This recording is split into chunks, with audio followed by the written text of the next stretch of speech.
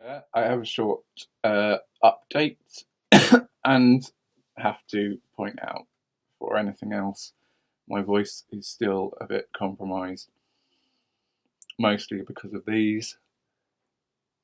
Uh, Incidentally, I think they'll probably be in, or at least something along these lines, for a good few months.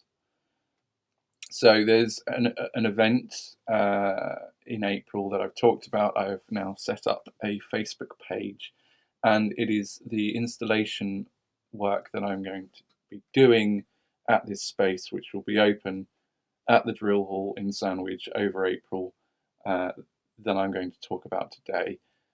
At least the themes that are going to align with it, which will then progress quite nicely into the talk in June, which will be more formal presentation diving into said theory. And as I said before, these posts at the moment are just testing the water for certain ideas and refining them down up until the June month. But the recent ideas that I've drawn up here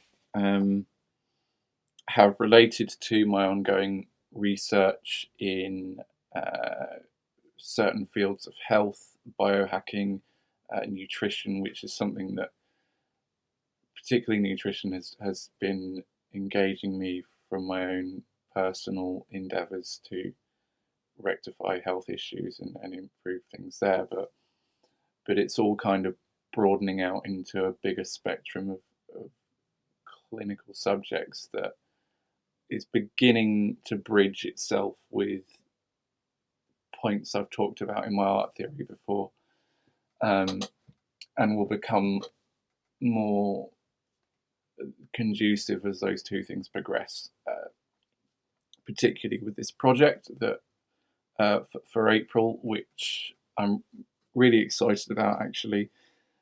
I think it's going to look really cool.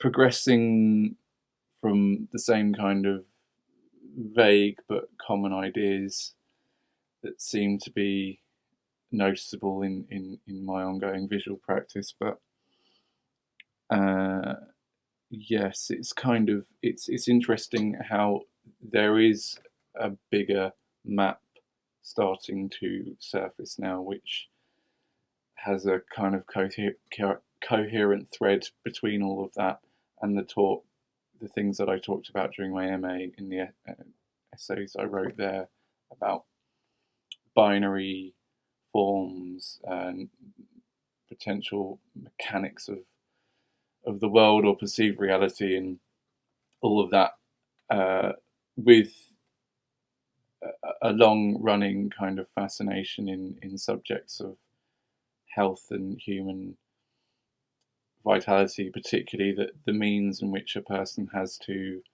uh, optimize themselves, heal and grow in any which way.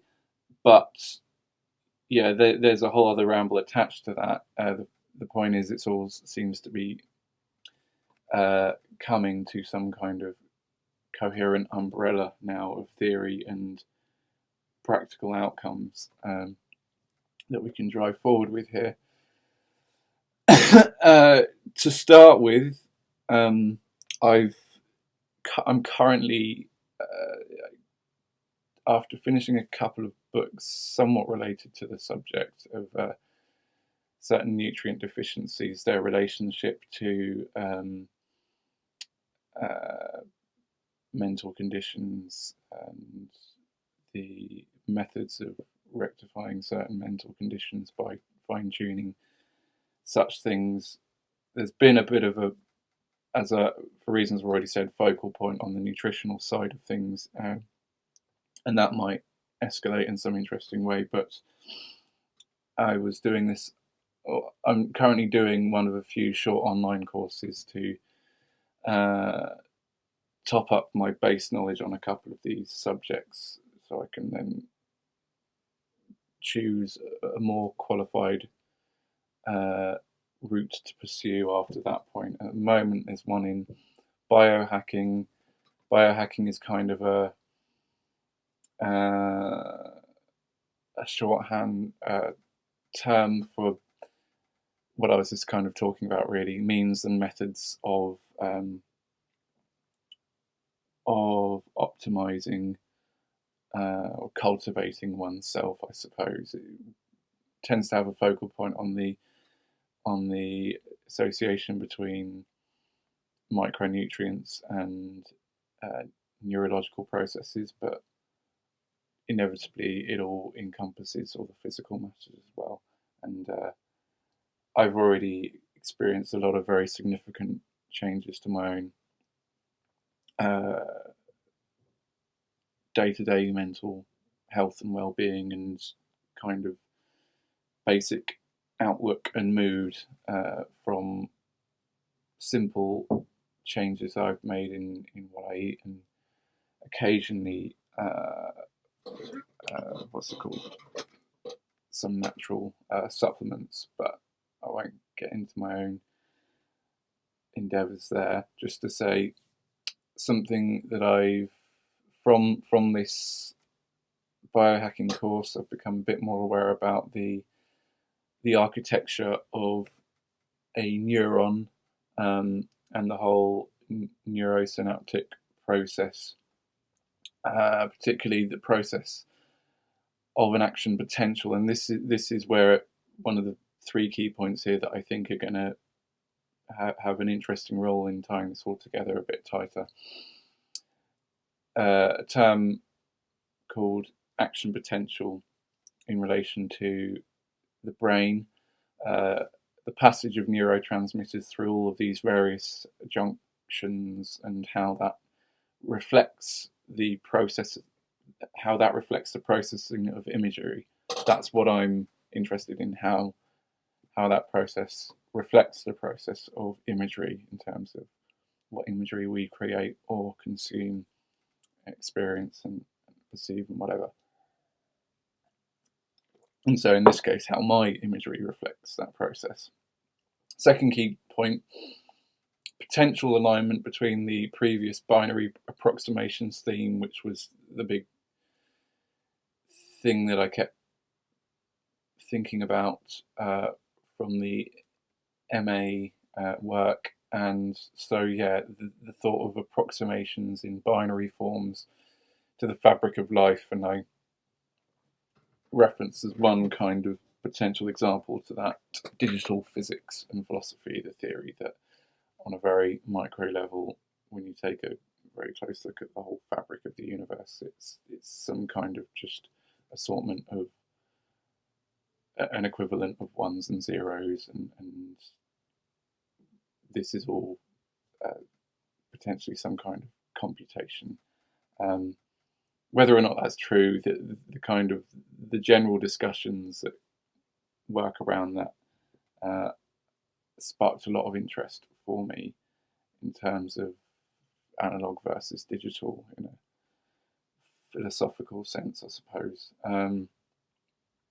So in terms of this action potential process in the brain that I'm led to believe initiates a variable action between one of two available charges. This is all ongoing knowledge, of course. I know I'm diving right into subjects that I have no qualified knowledge in, but that's a work in progress, and that's going to feed into my third point in a kind of interesting way in and of itself. But I'm not going to try and just throw out a load of terminology that might alienate people more than it would have to. I'm going to anchor all of this in very clear points, but this is what I have come to understand so far, that there are the one of two available charges, and this process on a micro level seems to have kind of an interesting alignment to this fanaticism that I had with binary approximations and mechanics of perception in all of those ways that I already talked about. So the third point, when deducing a verdict from one or more clinical trials or scientific experiments, many of which have been popping up a lot recently while I'm trying to educate myself a bit better on certain nutritional lifestyles, because I know I'm following a particularly divisive one at the moment, and that's been triggering a lot of mixed messages and some quite bold statements coming my way, and it makes me want to engage more in those discussions, but I'm very much aware that I'm not qualified. The best part of this past year, I've spent a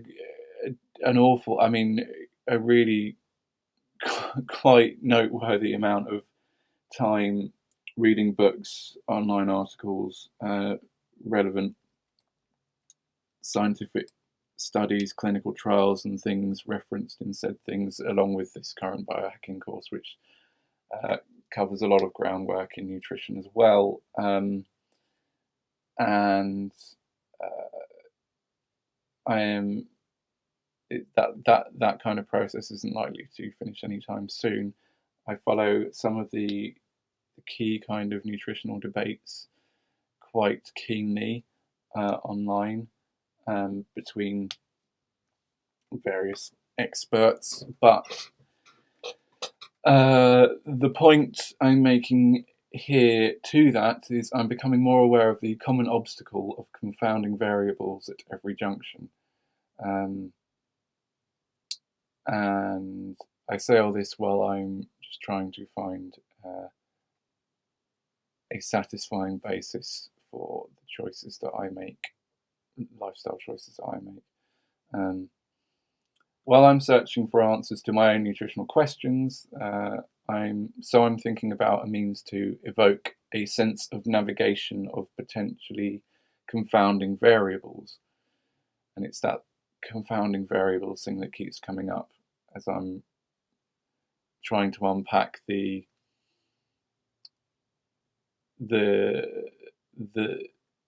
what's it called, the core substance from the trials and other references that people may use to say particularly bold nutritional claims for or against something that I might be doing and eating. So the marriage this has to an individual's means of, here we go, I went forward a bit, variable at each junction. While I'm searching for answers to my own nutritional questions, so I'm thinking about a means to evoke a sense of navigation of potentially confounding variables, and the marriage this has to an individual's means of self-cultivation, which I brushed upon already a little bit before. That's kind of a focal point of, I suppose, my own personal philosophy, is so inevitably going to be a focal point of whatever shit I'm trying to sell here, drive or whatever, run with. There being all these countless junctions to negotiate in making any important deduction based off our senses. And then, of course, what we choose to do with said deductions. So it's very much my process of trying to, as accurately as possible, make deductions from the information that I am able to access and process. But it seems at this stage, from a therapeutic point of view, to enable positive (conducive) adaptation to all of life's stimulus, physical and neurological, there does seem on some micro level to be a very simple binary choice being made, which I referred to before about the relating to the action potential. And when it's triggered in the right way, it can trigger a domino type effect that enables all the necessary nuanced adaptation along the way. So a domino triggers the sort of domino effect that just builds in momentum and figures out all the nuances and necessary adaptations it needs to as it goes. This is an attempt to broadly observe a natural pattern that I believe my visual and auditory practice attempts to create. More formally and explicitly now, so with this coming installation happening in April. So that's all I have there. Yes, I will resist from rambling any more about it because naturally there's probably a lot to unpack there. So yeah, I'm going to leave it at that, and hopefully I'll have a bit more pep to my talk, a bit more spark to it next time. I'm going to have to stop now because of that anyway. It's getting a bit of a struggle, but just I would like to reiterate the event is throughout the whole of April at the Drill Hall in Sandwich. I am very excited about not just some of the notes that I referenced here, but the images and sketches and ideas and what's going to come of that. It's a very exciting space to be doing something like this in, and it's going to be excellent groundwork for the presentation that I do in June as well. So that's the whole of April. Drill Hall Sandwich. Look it up online. If you're on Facebook, there's the event page, and I'm going to close now. Bye.